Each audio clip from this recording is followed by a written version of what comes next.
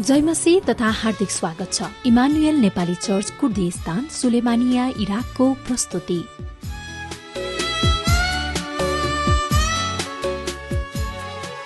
आध्यात्मिक रेडियो कार्यक्रम आशाको किरणमा जीवनलाई आशा, विश्वास र प्रेरणाले परिपूर्ण बनाउने आध्यात्मिक रेडियो कार्यक्रम आशाको किरण हरेक मंगलबार साँझ 7:30 बजे र पुनः प्रसारण शुक्रबार दिउँसो 4 बजे मात्र किङडम भोइस FM 102.1 मेगाहर्जबाट प्रसारण भइरहेको छ।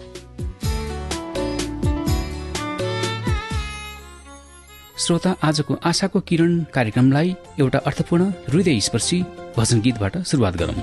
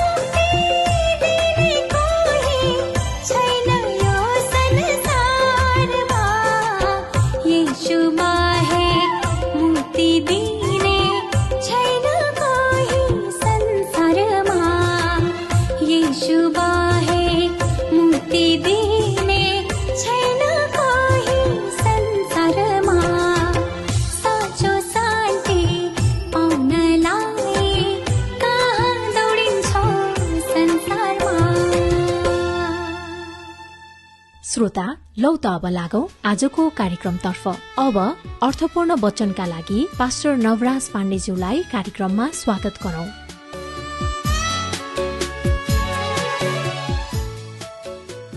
सबैजनालाई जयमसी।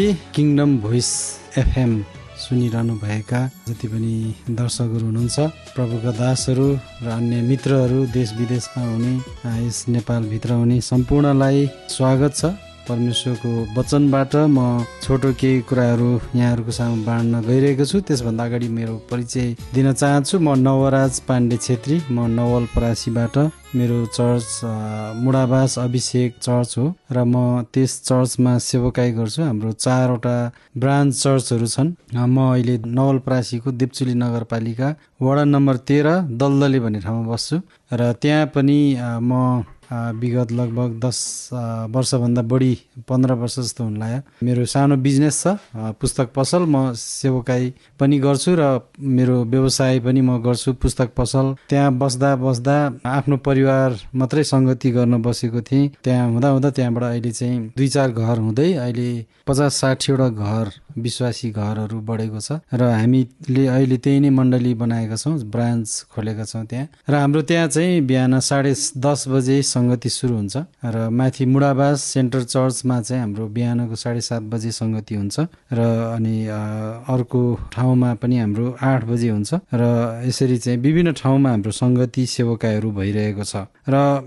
यसरी आज यहाँहरूको बिचमा परमेश्वरको वचनबाट केही कुराहरू बाँड्ने अवसर पाउँदा मलाई धेरै खुसी लागेको छ र म यहाँहरूको बिचमा मत्ती 16:18 पद पढेर केही कुराहरू बाँड्न चाहन्छु। यहाँ यसरी लेखिएको छ, म तिमीहरूलाई भन्दछु कि तिमी पत्रुस हौ, म मेरो मण्डली यस चट्टानमाथि स्थापित गर्नेछु र नरकका ढोकाहरू त्यसमाथि विजय हुने छैन। आमेन। यो खण्डले चाहिँ के भन्छ? मत्ती 16:18 पदले म तिमीलाई भन्दछु कि तिमी पत्रुस हौ। येशूले खडा भएर पत्रुसलाई भन्नुभयो, तिमी चाहिँ पत्रुस हौ। पत्रुसलाई देखाएर भन्नुभयो, तिमी पत्रुस हौ।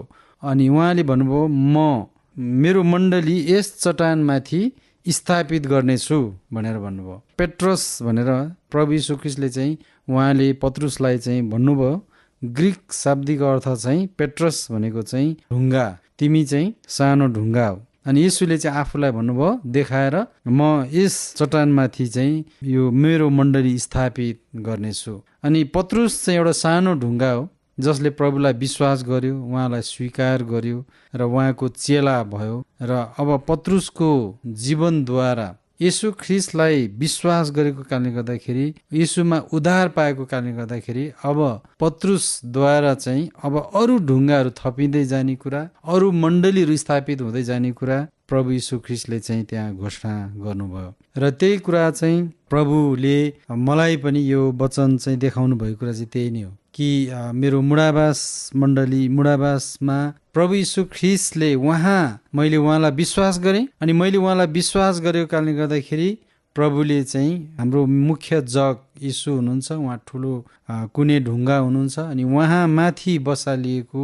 ढुङ्गा म हुँ र म द्वारा अरू थुप्रै प्रभुलाई विश्वास गर्नेहरू, अन्धकारबाट बोलाएकाहरू, ज्योतितर्फ बोलाएकाहरू, यीशुमा उद्धार पाएका, मुक्ति पाएका झुण्डहरूको समूह चाहिँ त्यो चाहिँ जीवित पत्थर हो, जो चाहिँ यीशुमाथि त्यो ढुङ्गाहरू बसाल्दै मण्डलीहरू चाहिँ त्यसरी बनिँदै गयो। नवलपरासीमा सुरुमा चाहिँ त्यहाँ 1-2 चर्च मात्रै थियो। त्यहाँ सबैले पास्टर लोकबहादुर धनलाल तामाङ भनेर चिन्नुहुन्थ्यो मानिसहरूले। पहिला एउटा मात्रै चर्च थियो, पछि गएर लोकबहादुर र अनि धनलाल तामाङ छुटेपछि 2टा चर्च भयो। तर पछि चाहिँ त्यहाँबाट वृद्धि हुँदै हुँदै अब पास्टर लोकबहादुर तामाङद्वारा पनि 18-20वटा चर्चहरू स्थापना हुँदै गए। धनलाल तामाङद्वारा पनि अरू थुप्रै चर्चहरू स्थापना हुँदै गए, जसमध्ये चाहिँ हाम्रो चर्च पनि पास्टर लोकबहादुर तामाङद्वारा स्थापित हो। र अनि त्यसपछि म मुडाबास चर्चमा सेवकाई गर्न थालेँ र मद्वारा चाहिँ अरू थुप्रै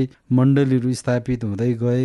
अनि यो चाहिँ ख्रीष्ट येशूमाथि बसालिएको मण्डली हो। यो चाहिँ उहाँ चाहिँ जग हुनुहुन्छ, उहाँ चाहिँ मुख्य ढुङ्गा हुनुहुन्छ। अनि उहाँ मुख्य ढुङ्गा, ठुलो ढुङ्गा भएकोले उहाँलाई कसैले हल्लाउन सक्दैन, कसैले उहाँलाई त्यहाँबाट उठाउन सक्दैन र उहाँलाई त्यहाँ बिगार्न सक्दैन। अनि उहाँमाथि बसालिएका जगहरू पनि त्यसरी नै बलियो हुन्छ र मजबुत हुन्छ। र हामी थोरै थियौँ, तर अहिले चाहिँ धेरै मानिसहरू प्रभुमा विश्वास गरेर चाहिँ मण्डलीहरू स्थापना भएका छन्। त्यस कारणले गर्दाखेरि मण्डली चाहिँ प्रभुले स्थापना गर्ने कुरा हो। उहाँ नै मुख्य जग हुनुहुन्छ र प्रभुले भन्नुभयो, म मेरो मण्डली चाहिँ यस चट्टानमाथि म स्थापित गर्नेछु। येशूले आफू जग भएर आफू मुख्य आधार अडिग भएर आफूमाथि चाहिँ उहाँले मण्डलीहरू स्थापना गर्नुभयो, येशूले स्थापना गर्नुभयो। त्यसैले पनि आज चर्चहरूलाई मानिसहरूले भत्काउन, बिगार्न, हटाउन, नाश पार्न कोसिस गर्छन्, तर अहिलेसम्म झन वृद्धि हुँदै गइरहेको छ होइन। सरकारले चाहिँ देशबाट चाहिँ निकाला गर्यो कतिचोटि नेपाल देशबाट इसाईहरूलाई, तर झन मण्डलीको वृद्धि भयो। रोम देशमा चाहिँ मण्डली नाश गर्नलाई चाहिँ उनीहरूले क्रिस्चियनहरूको देश नै आगो लगाइदिए नेरोको पालोमा, त्यहाँ झन वृद्धि भयो। अहिले पोपको शासन त्यही नै छ र पोपले शासन गरेको छ, अनि पोपको अधीनमा राजा हुन्छ। त्यस कारणले गर्दाखेरि मण्डली चाहिँ प्रभुले स्थापना गरेको कारणले गर्दाखेरि मण्डली चाहिँ त्यो कसैले नाश गर्न सक्दैन, हल्लाउन सक्दैन, रोक्न सक्दैन। त्यसको मुख्य जग, यसको स्थापक येशू आफै हुनुहुन्छ। उहाँ प्रभु हुनुहुन्छ, उहाँ मुक्तिदाता हुनुहुन्छ, अनि यसको मुख्य आधार उहाँ हुनुहुन्छ। त्यसैले उहाँमाथि बसालिएको मण्डलीहरू कसैले रोक्न सक्दैन, कसैले हटाउन सक्दैन। नवलपरासीमा चर्चहरूलाई चाहिँ पूर्ण रूपमा तहस नहस पार्नको लागि सरकारले, पञ्चायती सरकारले धेरै कोसिस गर्यो र पोखराबाट आएका विश्वासीहरूलाई धेरै सतायो, जेल नेल हाल्यो। अनि त्यहाँ भएका सुकुम्बासीहरू चाहिँ क्रिस्चियन भए र यिनीहरूलाई चाहिँ लोभ लालच देखाएर चाहिँ क्रिस्चियन बनायो भनेर चाहिँ पञ्चायती सरकारले उनीहरूको घरहरू जलाइदिने, उनीहरूलाई विस्थापित गर्ने काम गरे। तर पनि त्यो बट्टाडी र अनि घुमौरी भन्ने ठाउँ छ, त्यहाँ थुप्रै सुकुम्बासीहरू थियो, अनि त्यहाँ थुप्रै क्रिस्चियनहरू थिए। त्यहाँ चर्च नै थियो, त्यो चर्च नै सबै चर्च सहित विश्वासीहरू, अविश्वासी, त्यो सबै गैर विश्वासी सबैलाई चाहिँ सुकुम्बासी जति सबलाई त्यहाँबाट उठाएर विस्थापित गरिदिएर अनि कसैलाई रेवा रेतातिर नवलपरासीको पश्चिम भेगमा लगेर चाहिँ बालुवामा लगेर राखिदिए, कसैलाई कता लगेर राखिदिए। अनि उनीहरू त्यहीँबाट नै फेरि सङ्गति गर्यो, फैलियो र त्यहाँबाट पछि सरकारले त्यहाँबाट फेरि कोहीलाई सुनौल भन्ने क्षेत्रमा जग्गा दियो, कसैलाई चाहिँ कुकुरमारा भन्ने क्षेत्रमा जग्गा दियो। अनि त्यहाँबाट नवलपरासीमा झन् पश्चिम क्षेत्रबाट चाहिँ चर्चहरू फैलिँदै पूर्वतर्फ आयो, उता रूपन्देहीतर्फ पनि फैलिँदै गयो।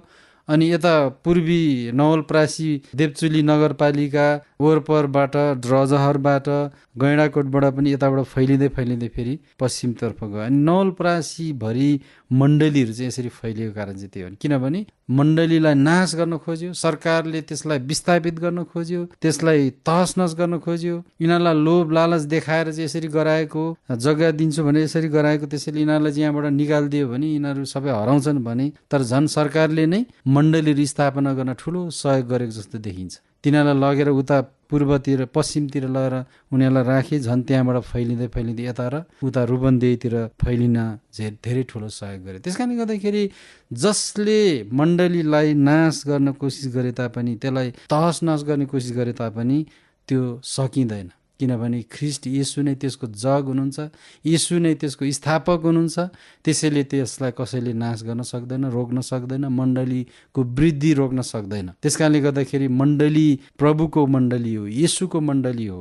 र आज त्यो मण्डलीमा म सेवकाई गरिरहेको छु र मैले त्यो सेवकाई सुरु गर्दाखेरि मलाई कसैले 1 रुपियाँ पनि दिएको होइन र म आफ्नै पैसाले ज्याला मजदुरी गर्न गएर, मेरो बुवा मिस्त्री हुनुहुन्थ्यो, उहाँसँग इँटा बोक्ने, ढुङ्गा बोक्ने, मसला बनाउने, उहाँलाई मसला दिने काम गरेर पैसा कमाएर भेटीहरू म चर्चमा भेटी चढाउनलाई, अनि त्यसरी त्यो कमाएको पैसाले चाहिँ पास्टरले मलाई कहिले धादिङ, कहिले लमजुङ, कहिले धरमपुर, कहिले कता पठाउनुहुन्थ्यो। म त्यही पैसाले, कमाएको पैसाले, अलिअलि पकेट मनी भएको पैसाले चाहिँ म त्यहाँ जान्थेँ, सुसमाचार सुनाउँथेँ। ती भर्खर बढ्दै गरेका विश्वासीलाई परमेश्वरमा हुर्काउने काम, उनीहरूलाई सुसज्जित गर्ने काम गर्थेँ। र त्यसरी गर्दा गर्दा आफ्नो क्षेत्रमा पनि मण्डली बढ्दै गयो। मैले त्यहाँ आफ्नै कमाइबाट, आफ्नै मेहनतबाट चाहिँ आफ्नो काम पनि गर्दै, बिजनेस पनि गर्दै, सेवा पनि गर्दै गर्दा अहिले चाहिँ 5वटा मण्डलीहरू त्यहाँ स्थापना भयो।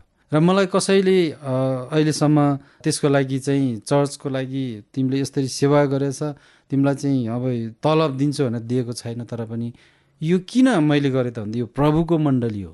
अनि यो मण्डलीमा सेवकाई गर्दा मैले धेरै आशिष पाएको छु, मेरो परिवारले आशिष पाएको छ, र मेरो बिजनेसमा, व्यापारमा प्रभुले आशिष दिनुभएको छ, मेरो स्वास्थ्यमा प्रभुले आशिष दिनुभएको छ, मेरो आत्मिक वृद्धिमा, मेरो पारिवारिक वृद्धिमा आशिष दिनुभएको छ।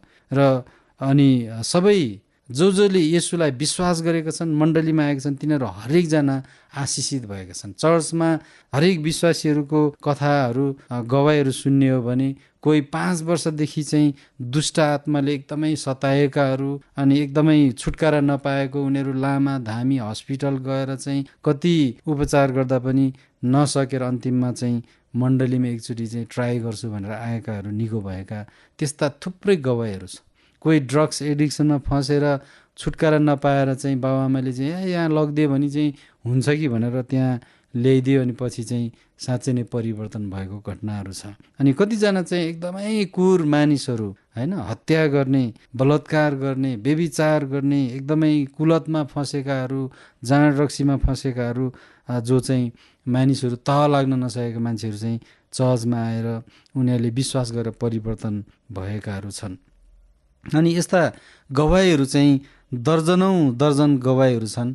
ती मानिसहरू, हरेक मानिसहरू एउटा न एउटा घटनाद्वारा चाहिँ आज प्रभुलाई विश्वास गरेर आएका छन् र अनि उनीहरूले यसरी चाहिँ विजय पाएर उनीहरूको परिवारमा छुटकारा पाएर अहिले चाहिँ राम्रो जीवन जिइरहेका छन्। त्यो चाहिँ परमेश्वरको आशिष हो। परमेश्वरले उनीहरूको भित्री हृदयलाई चाहिँ परिवर्तन गर्नुभएको र आशिषित तुल्याउनु भएको कारणले गर्दाखेरि आज मण्डलीमा यो रहस्य मानिसहरूले थाहा पाए अनि मानिसहरू विश्वासमा बढ्दै गयो। आज मण्डलीमा हामीहरूले मुडाबास चर्चमा सायद क्रिस्चियनहरूले बरु त्यति प्रचार गर्दैनन् होला, तर वरिपरिको छिमेकीहरूले चाहिँ कोही बिरामी भयो, कोही दुष्ट आत्मा लाग्यो, भूत बोक्सीले सतायो र केही गर्दा पनि कहीँ जाँदा पनि उपाय लागेन भने उनीहरूले नै पठाउँछ, त्यहाँ चर्चमा जाऊ न एकचोटि प्रार्थना गर, त्यहाँ गएर कति मान्छे निको भएको छ, तिमीहरू पनि जाऊ त निको हुन्छ भनेर पठाएकाहरू आएर निको भएर विश्वास गरेकाहरू छन्। त्यस कारणले गर्दा आज भोलि चाहिँ धेरै जस्तो क्रिस्चियनहरूले चाहिँ बरु प्रचार कानुनको व्यवधानहरू छ भनेर डराएर प्रचार गर्दैनन्, तर अन्य जातिहरूले, चर्चको छिमेकीहरूले सधैँ एउटा न एउटा मान्छेहरू पठाइरहेका छन् र आज प्रभुलाई विश्वास गरेर मानिसहरूले आत्मा नयाँ जीवन पाएका छन् र मण्डलीको वृद्धि चाहिँ यसरी भइरहेको छ। किनभने यसको वृद्धि हुनुको कारण चाहिँ यसको जग यीशु हुनुहुन्छ, यसको स्थापक यीशु हुनुहुन्छ, यसको वृद्धि गर्ने यीशु हुनुहुन्छ र अनि जसले उहाँलाई चिन्छ, जसले उहाँलाई स्वीकार्छ, त्यसपछि अर्को ढुङ्गा थपिन्छ। अब घर बनाउनुको लागि त ढुङ्गामाथि ढुङ्गा थप्दै थप्दै बिल्डिङ बन्ने हो नि, त्यसरी नै मण्डलीहरू बन्नको निम्ति चाहिँ हरेक जीवित पत्थरहरू, यीशुमा विश्वास गरेका मानिसहरू हरेक दिन थपिँदै थपिँदै मण्डलीहरूको वृद्धि हुँदै जाने हो, संसार भरिँदै जाने हो।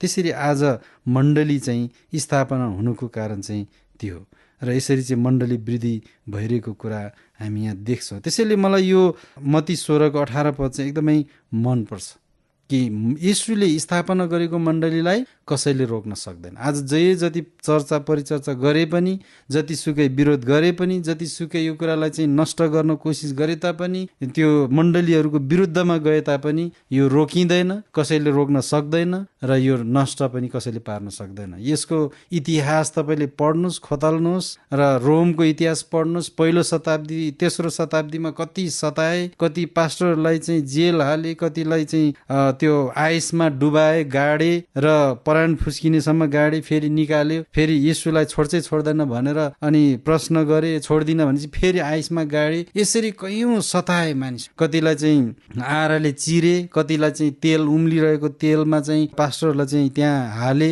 होइन? त्यसरी चाहिँ जिउँदै मानिसहरूलाई आगोले जलाए, यसरी चाहिँ नष्ट गर्न कोसिस गरे। तर जति जति सतावट आयो, जति जति दुःख दियो, मानिसहरूले झन्झन मण्डलीको वृद्धि हुँदै गयो र आज संसार चाहिँ आज मण्डलीले भरिएको छ। नेपालीहरू जहाँ जहाँ छन्, अहिले प्रवासी नेपालीहरू संसारभरि नै विभिन्न देशमा छ, तर जहाँ जहाँ नेपालीहरू छ त्यहाँ त्यहाँ अहिले मण्डलीहरू छ र नेपालमा विश्वास गर्न नसकेका नेपालीहरू अहिले विदेशमा गएर विश्वास गरेका छन्। कति मान्छेहरू भन्छ नेपालमा चाहिँ विदेशीहरू आएर चाहिँ डलर दिएर विश्वास गरेन। त्यसो भए त अमेरिकामा गएर चाहिँ मण्डलीहरू आज यहाँका मानिसहरू त्यहाँ गएर किन विश्वास गरिरहेछन्? किन मण्डलीहरू त्यहाँ वृद्धि भइरहेको छ? कुन आत्माले चाहिँ मण्डलीलाई वृद्धि गराइरहेछ? कुन शक्तिले मण्डलीको वृद्धि गरिरहेको छ? यो कुरा बुझ्न आवश्यक छ। त्यो चाहिँ परमेश्वरको यीशु ख्रीष्टको शक्तिले, उहाँले स्थापना गरेको मण्डली उहाँले नै वृद्धि गर्नुभएको छ र उहाँले नै यसको विकास गर्नुभएको छ र यसलाई मलजल गर्ने काम, यसलाई संरक्षण गर्ने काम चाहिँ यीशुको। त्यसैले पनि मण्डली चाहिँ आज संसारमा फैलिएको कारण चाहिँ त्यो हो। त्यस कारणले गर्दाखेरि पत्रुस होइन, तिमी पेट्रोस हौ भनेको चाहिँ प्रभु यीशु ख्रीष्टलाई स्वीकार गर्ने मानिसहरू चाहिँ साना ढुङ्गाहरू हुन्। त्यसैले तिनीहरू जीवित पत्थरहरू हुन् अनि ती जीवित पत्थरहरू चाहिँ मण्डली हो, ख्रीष्टको अङ्ग हो। त्यो ख्रीष्टको अङ्ग बन्दै संसार ढाकिन्छ अनि उहाँले चाहिँ आफूलाई यस चट्टानमाथि भनेको चाहिँ उहाँ अडिग र आधार चट्टान हुनुहुन्छ। त्यसैले ख्रीष्ट प्रतिको विश्वास र सत्य स्वीकृति न कि केवल एक व्यक्तिको शरीर हो। मण्डली चाहिँ यीशु ख्रीष्टले स्थापना गर्नुभएको चाहिँ मण्डली चर्च हो। अनि मण्डलीको अर्थ, चर्चको अर्थ चाहिँ एक्लेसिया भन्ने हुन्छ। अनि यो एक्लेसिया भनेको चाहिँ अन्धकारबाट ज्योतितर्फ बोलाइएकाहरू, उद्धार पाएका, मुक्ति पाएकाहरूको झुण्डलाई चाहिँ एक्लेसिया भनेर ग्रिक भाषामा चाहिँ एक्लेसिया भन्छ। त्यसको अर्थ चाहिँ त्यो हो। र अनि मण्डली चर्च भनेको चाहिँ भवन होइन, ख्रीष्टमाथि विश्वास गर्ने मानिसहरूको समुदाय हो। र नरकका ढोकाहरू त्यसमाथि विजय हुने छैन भनेर यहाँ भनेको छ। ढोका चाहिँ शक्ति, अधिकार, प्रभुत्व हो। नरक भनेको चाहिँ मृत्यु र अन्धकारको राज्य हो र मृत्यु र अन्धकारको राज्यले प्रभुको शक्तिलाई, त्यो जीवनलाई कहिले नष्ट गर्न सक्दैन। त्यो प्रभुत्वले, त्यो अधिकारले कुनै सरकारी निकायले चाहिँ त्यसलाई अन्त गर्न सक्दैन। त्यसकारणले गर्दाखेरि किनभने यहाँ असल कुरा छ, प्रभुको राज्य छ, अनन्तको जीवन छ, उद्धार छ, मुक्ति छ, आशा छ, शान्ति छ। आज आशा नचाहिने मान्छे, प्रेम नचाहिने मान्छे, शान्ति नचाहिने मान्छे, उद्धार र मुक्ति नचाहिने मान्छे संसारमा को छ? सबैलाई चाहिन्छ। अनि त्यो चाहिँ केवल यीशु ख्रीष्टमा मात्र छ। यीशुमा विश्वास गरेपछि मात्रै पाइन्छ। त्यसैले त्यो कुरा यीशुमा छ, त्यो कुराको खजाना चाहिँ यीशु हुनुहुन्छ। त्यसै कारणले गर्दाखेरि उहाँमा मात्र यो कुरा पाइन्छ, अन्त कहीँ पनि पाइँदैन। त्यसै कारणले गर्दाखेरि मण्डली वृद्धि कहिल्यै पनि रोकिँदैन र कुनै पनि शक्तिले यो कुरालाई रोक्न सक्दैन। त्यस कारणले गर्दाखेरि उहाँमा मात्र यसको समाधान छ। त्यसैले मृत्यु, शैतान वा अन्धकारको शक्ति चाहिँ ख्रीष्टको मण्डलीलाई त्यसले नष्ट गर्न सक्दैन। यसको गहिरो अर्थ चाहिँ यही नै हो। आत्मिक अर्थ, मण्डलीको साँचो आधार चाहिँ मण्डली मानिस माथि होइन, यीशु ख्रीष्ट र उहाँप्रतिको विश्वासमाथि स्थापना हुन्छ। त्यसैले विश्वासको स्वीकृति चाहिँ पत्रुसले मुखले स्वीकार गरे, तपाईँ ख्रीष्ट हुनुहुन्छ भनेर। आत्मिक रूपमा जहाँ येशूलाई ख्रीष्ट मानेर स्वीकार गरिन्छ त्यहाँ मण्डली जन्मिन्छ। अनि यसको आत्मिक विजयको प्रतिज्ञा चाहिँ नरकका ढोकाहरू विजय हुँदैन। सतावट, दुःख, मृत्यु, शैतानिक आक्रमण मण्डलीलाई रोक्न सक्दैन। यसले चाहिँ रोक्न सक्दैन। आजको मण्डलीको लागि चाहिँ आत्मिक सन्देश, मण्डली कमजोर देखिए पनि आत्मिक रूपमा चाहिँ यो विजय पाएको छ, किनकि यसको आधार चाहिँ ख्रीष्ट हुनुहुन्छ र यसलाई कसैले पनि कहिले पनि हराउन सक्दैन मण्डलीलाई। किनभने मण्डली स्थिर छ, यो जीवित छ र यो कहिले पनि अन्त हुँदैन। किनभने घरको जग चाहिँ त्यो एकदमै बलियो हुन्छ र ठुलो हुन्छ। त्यो जगलाई कसैले केही कुराले हल्लाउन सक्दैन। जग चाहिँ भूकम्पले पनि हल्लाउन नसकोस् भनेर ठुलो जग राखेको हुन्छ। अनि येशू चाहिँ त्यो ठुलो जग हुनुहुन्छ। अनि येशूलाई कसैले हल्लाउन सक्दैन, उहाँलाई बिगार्न सक्दैन, नष्ट गर्न सक्दैन। त्यसकारण उहाँ माथि स्थापित भएको मण्डलीलाई कसैले कुनै बिगार गर्न सक्दैन। अन्तिममा निष्कर्ष म यो भन्न चाहन्छु, मण्डली ख्रीष्टद्वारा स्थापना भएको विश्वासको आधारमा खडा भएको समुदाय हो। आत्मिक रूपमा जहाँ ख्रीष्टलाई प्रभु मानेर स्वीकार गरिन्छ त्यहाँ परमेश्वरको मण्डली विजय भएर उभिन्छ र कुनै अन्धकारले त्यसलाई जित्न सक्दैन। त्यसकारणले गर्दाखेरि हामी प्रभुमा विश्वास गर्ने मानिसहरू उहाँको मण्डली, विश्वासीहरू मण्डली हो। विश्वासीहरूको झुण्ड, अन्धकारबाट बोलाएकाहरू, ज्योतितर्फ बोलाएकाहरू, उद्धार र मुक्ति पाएकाहरूको समूह, झुण्डलाई चाहिँ मण्डली भनिन्छ। त्यसैले यो मण्डली चाहिँ जीवित मण्डली, चर्च हो। त्यसकारणले गर्दाखेरि हामी हरेस नखाउँ, हामी निराश नहौँ। हामी प्रभु, हामीमा परमेश्वरको विजय छ, शान्ति छ, आशा छ, उद्धार र मुक्ति पाएकाहरूको हामी त्यो समूह हौँ, झुण्ड हौँ। त्यसैले हामीद्वारा अरू धेरै मानिसहरूले अझ धेरै त्यो उद्धार र मुक्ति, आशा, शान्ति, प्रेम पाउँछन्। त्यसकारणले गर्दाखेरि उहाँको काम कहिले रोकिँदैन र हामी कहिले पनि यो कुरामा चाहिँ पछाडि नहटौँ। आमेन। यहाँहरूले यो वचन सुन्नुभयो, ध्यान दिनुभयो, त्यसको लागि धन्यवाद छ। म यो वचनलाई तिमी राख्न चाहन्छु। परमेश्वरले यहाँहरू सबैजनालाई आशिष दिउन्। हस्, धन्यवाद। जय मसीह।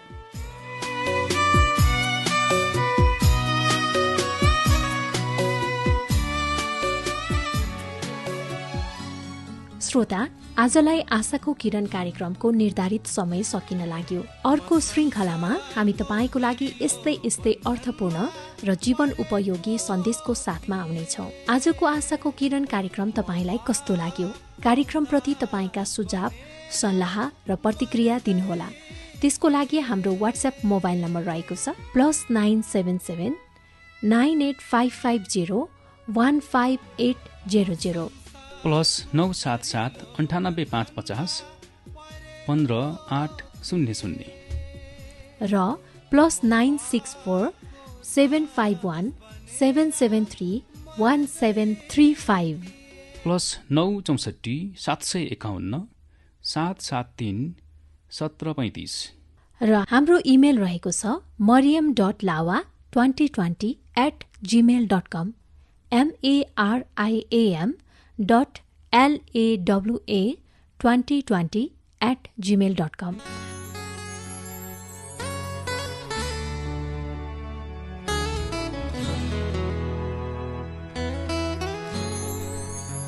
हौस् त श्रोता, आजलाई यति नै। अर्को श्रृङ्खलामा तपाईँ हाम्रो भेट हुने नै छ।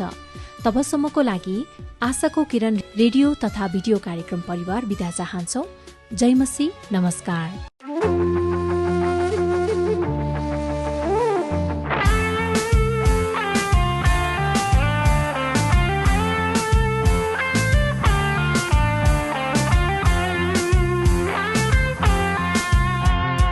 येशूको निम्ति म गाउँछु, येशूको निम्ति म रमाउँछु, नाच्छु म गाउँछु म रमाउँछु, नाच्छु म गाउँछु म रमाउँछु, उनै येशूको निम्ति, उनै प्रभुको निम्ति, ओ मेरो येशूको निम्ति, ओ मेरो प्रभुको निम्ति।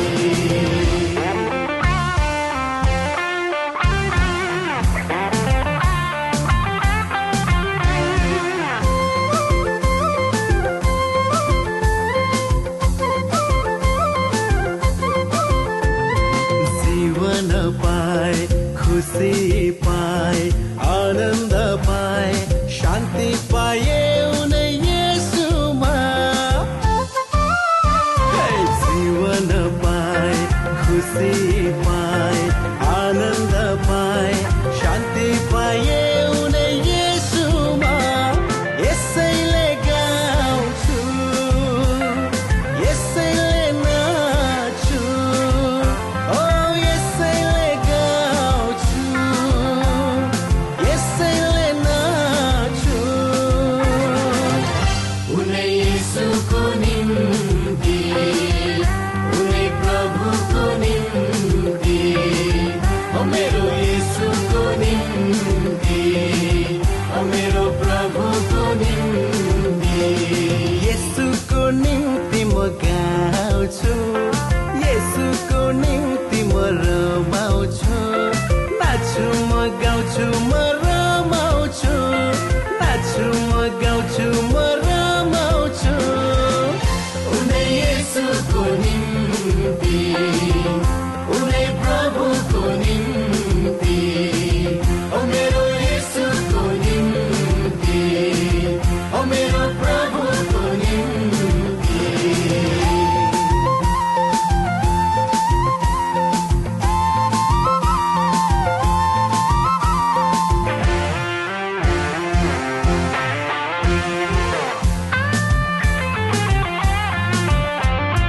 सहारा पाए, छुटकारा पाए, मुक्ति पाए, आशा पाए उनै येशूमा। सहारा पाए, छुटकारा पाए, मुक्ति पाए, आशा पाए उनै येशूमा। यसैले गाउँछु, यसैले रमाउँछु, ओ यसैले गाउँछु, यसैले रमाउँछु, उनै येशूको निम्ति, उनै प्रभुको निम्ति, ओ मेरो येशू